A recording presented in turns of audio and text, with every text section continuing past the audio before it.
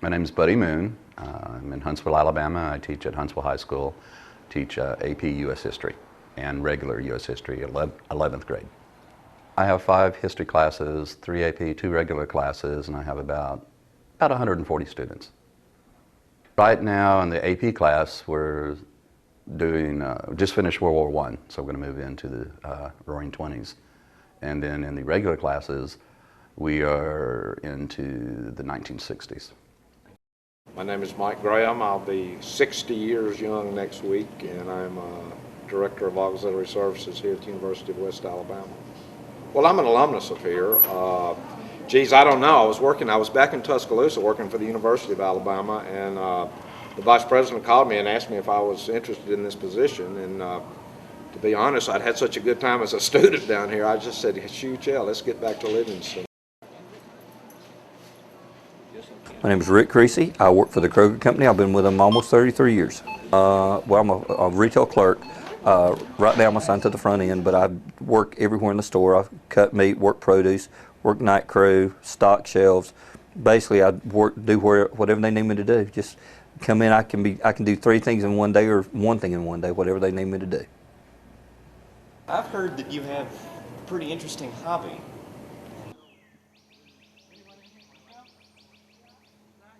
My name's Captain Buddy Moon, 4th Alabama Cavalry, Company B, dismounted. My name is Rick Creasy. I'm the First Sergeant for the 4th Alabama Cavalry, Company B, Confederate States Army. Private Mike Graham, 4th Alabama Cavalry, Company B. Born and bred a rebel, will die a rebel.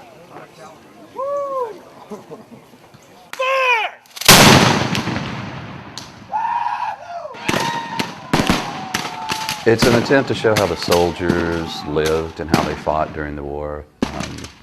It's something that people have a lot of different reasons for doing it. Some people enjoy the history, some people enjoy the camping out, some people, only a small few, are fighting the war. I was a history major in college, but until you get out there and see how those guys really, really lived, for just a small, short taste of it, it's just amazing and spellbinding to me. We all try to put ourselves back into the 1860s, and we have what we call magic moments when you really feel you were there. What we call in reenacting seeing the elephant is when you actually feel like you've walked back in time and have seen something so fantastic you can't believe it.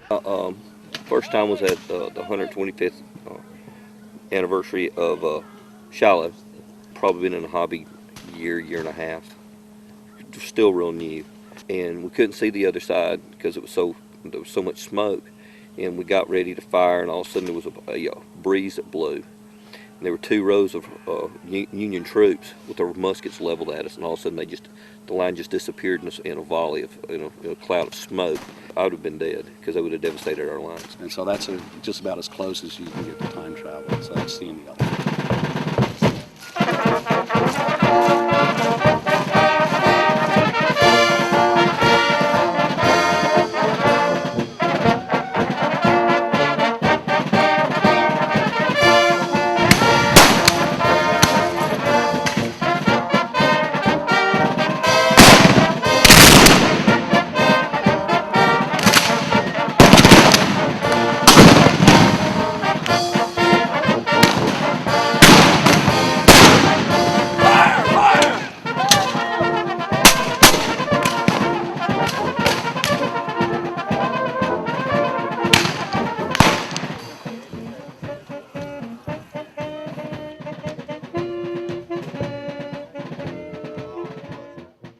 There's a downturn in reenacting, and the numbers, the size of the reenactments are getting smaller.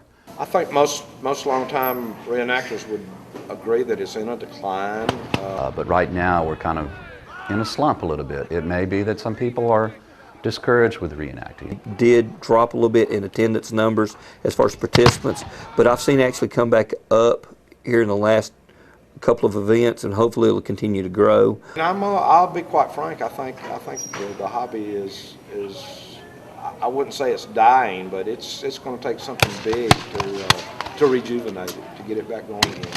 It's going to be a tough job. But when am I going to quit reenacting? I don't know. Not in the near future. I figure give myself another 10 or 15 years. When you young guys come up and can handle it, you know, y'all start taking over the reins and run with it. To be quite frank, I've slowed down a lot. My age precludes me from going out and acting like an 18-year-old kid for 2 days and hooping and hollering, running around. But I still enjoy the hobby. And boy, it's just been one heck of an education. We've always kidded about that when we start getting too old, that we'll get an artillery piece. And you don't have to march, you just meander over to the artillery piece and be ready for the action. Right now, as far as commanding the company, I'm going to step down. I won't quit reenacting, but I'm going to let somebody else take charge. So as long as I'm still having fun, I'm going to keep doing it.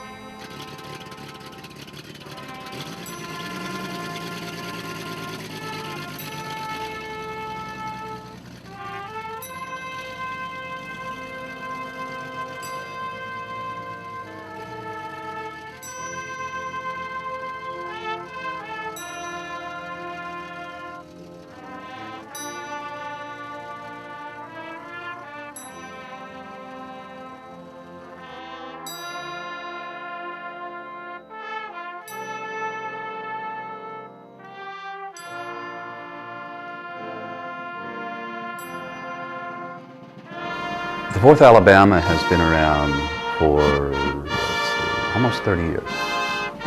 And I think it will continue on as long as reenacting continues on.